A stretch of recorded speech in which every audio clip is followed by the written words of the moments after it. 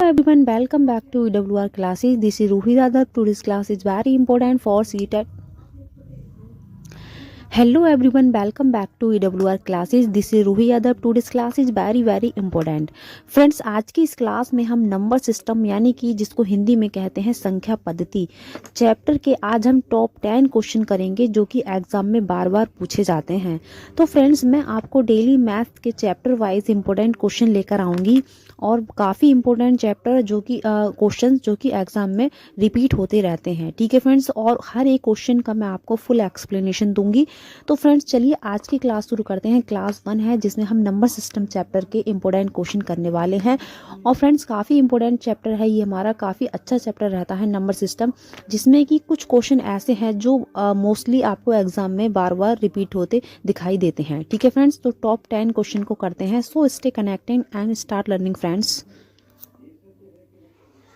तो फ्रेंड्स, यहाँ पर पहला क्वेश्चन हमारा क्या है, 2, 3, 5, 7, 11 को क्या कहते हैं. ठीक है, ये हमें बताना है ऑप्शंस में से देखकर. तो ऑप्शन में हमारा क्या दिया है, इवन नंबर, विषम संख्याएं यानी कि सम संख्याएं, विषम संख्याएं, अभाज्य संख्याएं, पूर्ण संख्याएं. ठीक है, इन सभी संख्याओं की आपको प्रॉपर्टी पता होगा तभी आप ये क्वेश्चन को सॉल्व कर पाओगे. जैसे कि अगर इवन नंबर की बात करें, देखिए हमें जो नंबर दिए हुए हैं इनको चेक करके बताना है कि कौन से नंबर्स हैं. पहला हमारा सम संख्याएं. तो फ्रेंड्स, सम संख्याओं की प्रॉपर्टी आपको पता होना चाहिए. सम संख्याएं वो होती हैं जो 2 से डिविजिबल होती हैं. जैसे कि आपका 2, 4, 6, 8 ये हमारी क्या होती हैं, सम संख्याएं होती हैं. ठीक है, अगर हम इन डिजिट में देखेंगे तो इसमें ओनली 2 ही हमारी सम है, बाकी सब हमारी सम नहीं है. ठीक है, अगर हम ऑड नंबर्स की बात करेंगे फ्रेंड्स, तो ऑड नंबर हमारे होते हैं जो 2 से डिविजिबल नहीं होते हैं. जैसे कि आपका होता है फ्रेंड्स 3, 5, देखिए 1, 3, 5, 7, ठीक है, और 9, ये सभी हमारे क्या हैं फ्रेंड्स, ये हमारे क्या हैं, एक ऑड नंबर हैं. ठीक है, जो 2 से डिविजिबल नहीं होते वो हमारे ऑड नंबर होते हैं. ठीक है, अगर हम अभाज्य संख्याओं की बात करें, प्राइम नंबर की बात करें, तो प्राइम नंबर वो होते हैं जो या तो सेल्फ से डिविजिबल होते हैं या फिर 1 से डिविजिबल होते हैं. जैसे कि हमारा 2 है, 2 हमारा क्या है, या तो 1 से डिविजिबल है या फिर 2 से ही डिविजिबल है सेल्फ से. 3 हमारा क्या है, या तो 1 से डिविजिबल है या फिर 3 से ही. 5 हमारा क्या है, या तो 1 से डिविजिबल है या फिर सेल्फ से. और हमारा ऐसे ही 7 भी हमारा 1 से डिविजिबल है या फिर 7 से ही. ऐसे ही हमारा 11 1 से डिविजिबल है या फिर 11 से ही.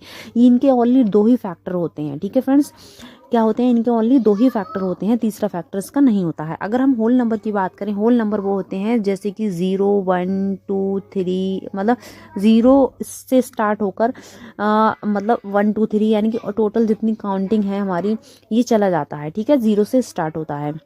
तो अब इन सभी प्रॉपर्टी में, इन सभी में आपको किस में ये प्रॉपर्टी नज़र आ रही है, यानी कि जो नंबर्स हैं वो कौन से नज़र आ रहे हैं. ठीक है, इवन तो है नहीं क्योंकि इसमें और ऑड भी हैं, और ऑड भी नहीं है क्योंकि इसमें 2 इवन है. अगर हम बात करें थर्ड वाले ऑप्शन की, अभाज्य संख्याओं की, प्राइम नंबर की, तो प्राइम नंबर ही है. क्योंकि देखिए हमने अभी ये वाला किया था, अभी आपको मैं बता दूं यहाँ पर, अभी मैंने आपको ये वाली जो बताई थी कि जो हमारे प्राइम नंबर होते हैं वो या तो सेल्फ से डिविजिबल होते हैं या फिर खुद से या फिर 1 से डिविजिबल होते हैं. तो यही प्रॉपर्टी इन सभी नंबर्स में है. ठीक है, जो कि मैंने यहाँ लिखा, जैसे कि 2, 3, 5, 7 और मैंने आपको लिख के दिखाया था यहाँ पर.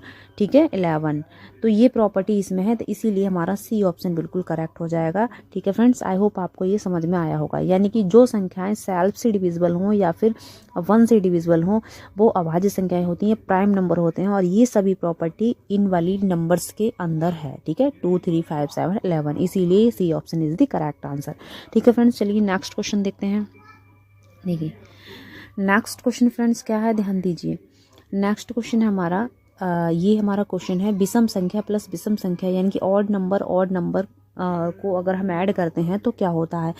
तो हमें ऑप्शन दिए हुए हैं विषम, सम, अभाज्य, अपरिमेय, यानी कि ऑड, इवन, प्राइम, इरेशनल. ठीक है, तो मैं आपको एक चीज़ बता देती हूँ कि अगर आप इवन नंबर को, ये आप नोट कर सकते हो इसको, even number plus even number को अगर आप ऐड करते हो तो फ्रेंड्स हमेशा क्या आता है, इवन नंबर आता है. ठीक है, अगर आप ऑड नंबर और ऑड नंबर को ऐड करते हो फ्रेंड्स हमेशा क्या आता है, फिर भी इवन नंबर ही आता है. अभी याद कर लेना.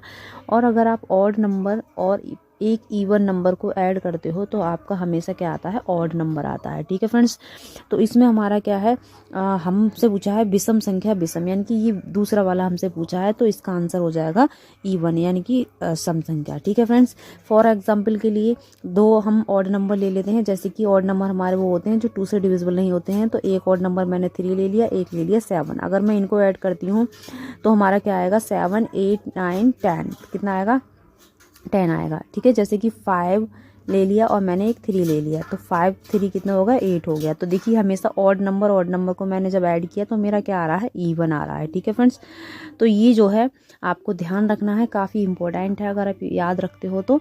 ठीक है फ्रेंड्स, तो हमारा कौन सा B option is the correct answer. ठीक है फ्रेंड्स, अब हम देखते हैं थर्ड क्वेश्चन। देखिए थर्ड क्वेश्चन क्या है हमारा, थर्ड क्वेश्चन देखिए क्या है। ये जो आपको संख्या दी हुई है, संख्या, ये हमारी जो संख्या दी हुई है, आपको किस तरीके की संख्या नजर आ रही है, ये एक डेसिमल की संख्या है। ठीक है, अगर आपको इस तरीके की संख्या नजर आती है, डेसिमल की संख्या जो ना तो खत्म होती है, देखिए ना तो ये खत्म हो रही है, इसका क्या है डॉट डॉट डॉट ये चली जा रही है, और ना ही ये रिपीट हो रही है। देखिए कोई भी डिजिट इसकी रिपीट नहीं हो रही है, जैसे कि होता है रिपीट का मतलब, जैसे मैं लिखती हूँ 2 3 4 3 4 3 4, ये एक रिपीटेड संख्या होती है। ठीक है ना तो, और ये संख्या क्या है, ना तो रिपीटेड है ना ही इसका कोई अंत हो रहा है। ठीक है, तो ऐसी संख्या हमेशा क्या होती है, इरेशनल होती है, अपरिमेय संख्या होती है। फ्रेंड्स आपको ध्यान रखना है। ठीक है, जो संख्या ऐसी डेसिमल की संख्या जो ना तो खत्म होती है ना ही रिपीट होती है, तो वो संख्या क्या होती है, इरेशनल यानी कि परिमेय संख्या होती है। ठीक, सॉरी, इरेशनल यानी कि अपरिमेय संख्या होती है। ठीक है फ्रेंड्स, तो इसी option is the correct answer. ठीक है फ्रेंड्स, चलिए अब हम देखते हैं नेक्स्ट क्वेश्चन।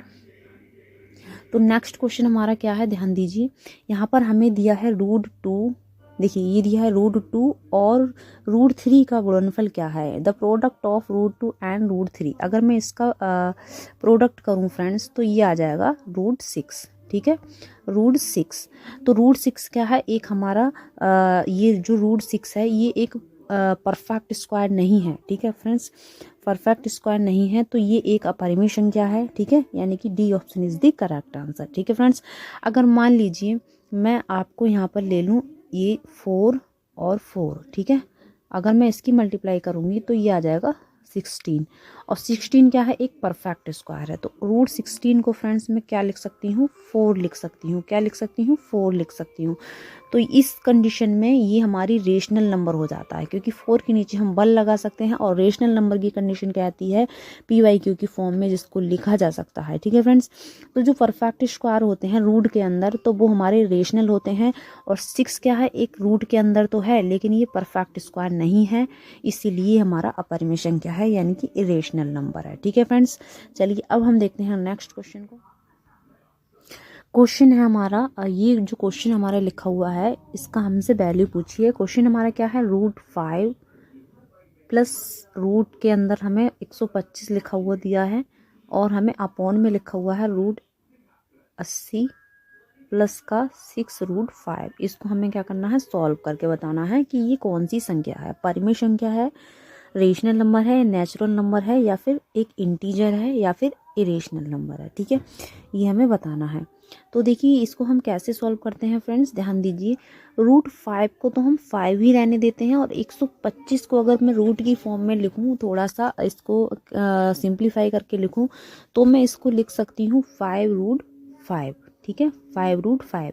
देखिए 5√5 का अगर हम मीन्स निकालें तो हमारा क्या है, 5 का स्क्वायर कर देंगे तो 25 आ जाएगा, 25 पंजे 125। ठीक है, अब हम 80 को क्या लिख सकते हैं, तो 80 को हम लिख सकते हैं 4√5। ठीक है, 4 का स्क्वायर कितना, 16, और 16 5 जा 80। ठीक है, इस तरीके से हम इसको हम एज इट इज़ लिख देंगे। ठीक है, अगर मैं बात करूं कि ये 5√5 है और ये ओनली √5 है, तो अगर मैं इन दोनों को ऐड करूं तो ये हो जाएगा 6√5। ठीक है, अपॉन में अगर मैं ये 6 और 4 कितना हो गया 10, और ये हो जाएगा हमारा 10√5। मैंने क्या करा, इन दोनों को ऐड कर लिया √5, यानी कि ये हमारा 1√5 है और ये हमारा 5√5 है, तो इन दोनों को ऐड किया मैंने तो आ गया 6√5, और नीचे वाली जो डिजिट है हमारी 4 और 6, इनको ऐड किया, ये हो जाएगा हमारा 4√5 और 6√5 दोनों मिला के हो जाएगा 10√5। 5 से 5 कैंसिल, हमारा बच्चा 6/10। ठीक है।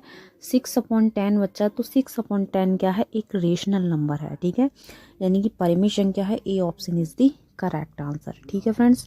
इस तरीके से हमने इसको क्या कर लिया, सिंप्लीफाई कर लिया और लास्ट में हमें मिला 6/10। तो 6/10 क्या है, PYQ की फॉर्म है, इसीलिए ये क्या है, हमारा एक रेशनल नंबर है, ठीक है फ्रेंड्स। आई होप आपको ये क्लियर हो गया होगा। चलिए नेक्स्ट क्वेश्चन देखते हैं। तो देखिए नेक्स्ट क्वेश्चन हमारा है यहाँ पे, यदि n एक प्राकृतिक संख्या है तो रूट n क्या होगा, यानी कि if n is a natural number root n will be. तो क्या होगा, सदैव प्राकृतिक संख्या होगा। देखिए सदैव या ऑलवेज ये तो बिल्कुल ही कैंसिल है, क्योंकि हमेशा नेचुरल नंबर नहीं होगा, ठीक है। और एक प्राकृतिक संख्या है, बिल्कुल नहीं है, ठीक है, प्राकृतिक संख्या नहीं हो सकती, ये रूट के अंदर है, ये एक पूर्णांक है।